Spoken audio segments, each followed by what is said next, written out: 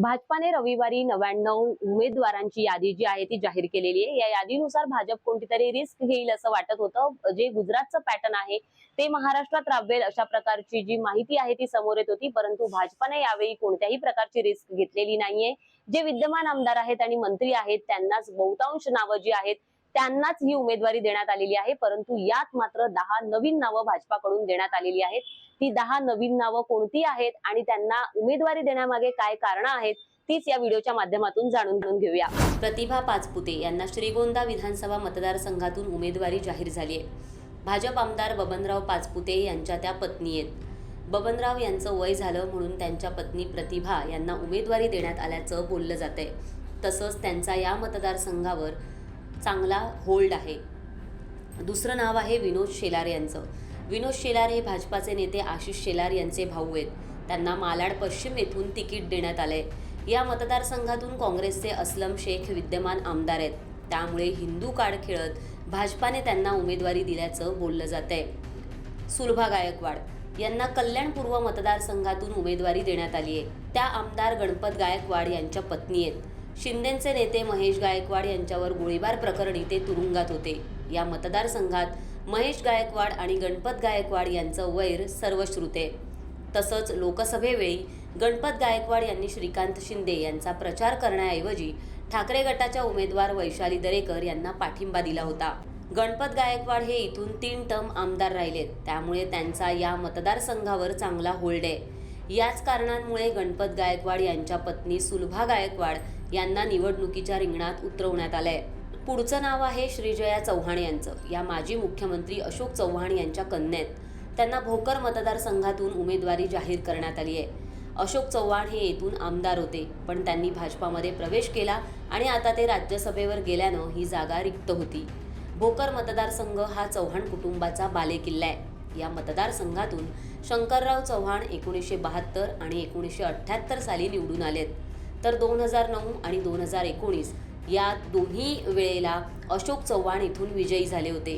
तसंच 2014 मध्ये श्रीजया यांची आई इथून निवडून आली होती, त्यामुळे इथे चव्हाण कुटुंबातच तिकीट देत भाजपानं सावध खेळी खेळल्याचं पाहायला मिळतंय। पुढचं नाव आहे अमोल जावळे यांचं। अमोल जावळे हे भाजपाचे माजी खासदार हरिभाऊ जावळे यांचे पुत्र आहेत। अमोल जावळे यांना लोकसभा निवडणूक लढवायची होती, मात्र पक्षानं इथून पुन्हा एकदा रक्षा खडसे यांना तिकीट दिलं।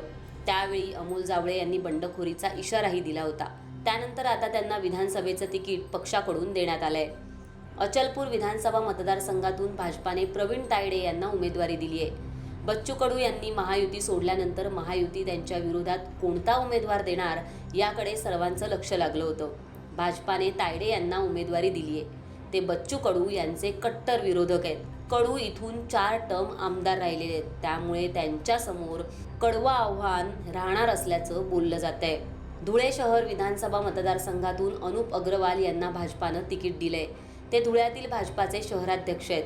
भाजपाकडून इथे हिंदू कार्ड खेळलं गेल्याचं बोललं जातंय, कारण इथे MIM आपला उमेदवार देणार आहे। तर फुलंबरी या मतदारसंघातून भाजपानं अनुराधा चव्हाण यांना उमेदवारी दिली आहे। हरिभाऊ बागडे हे इथून विद्यमान आमदार होते, पण त्यांची राज्यपालपदी नियुक्ती झाली, त्यानंतर ही जागा रिक्त होती।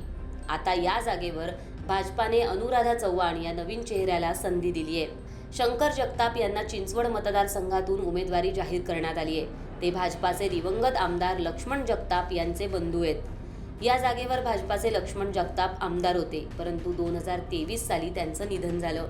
त्यांच्या निधनानंतर त्यांच्या पत्नी अश्विनी यांनी पोटनिवडणूक लढवली होती। त्याचवेळी शंकर जगताप यांना उमेदवारीची आशा होती। त्यांची हीच इच्छा लक्षात घेऊन भाजपानं त्यांना उमेदवारी दिली आहे। तसंच त्यांचा या मतदारसंघात चांगला होल्ड देखील आहे। इचलकरंजी विधानसभा मतदारसंघातून भाजपाकडून राहुल आवाडे यांना निवडणुकीच्या रिंगणात उतरवण्यात आलंय। ते आमदार प्रकाश आवाडे यांचे पुत्र आहेत। त्यांचा या मतदारसंघात चांगला होल्ड असल्यानं त्यांना हे तिकीट देण्यात आल्याचं बोललं जातंय। तुम्हाला काय वाटतं, हे 10 नवीन चेहरे जे भाजपाने दिलेत हे निवडणुकीच्या रिंगणात जे उतरवण्यात आलेले आहेत ते निवडून येतील का? तुम्हाला काय वाटतं हे आम्हाला कमेंट करून नक्की सांगा। आणि अशाच प्रकारचे राजकीय व्हिडिओ पाहण्यासाठी माय महानगरच्या फेसबुक, ट्विटर आणि इंस्टाग्राम पेजला फॉलो करा आणि YouTube चॅनलला सबस्क्राईब करायला विसरू नका।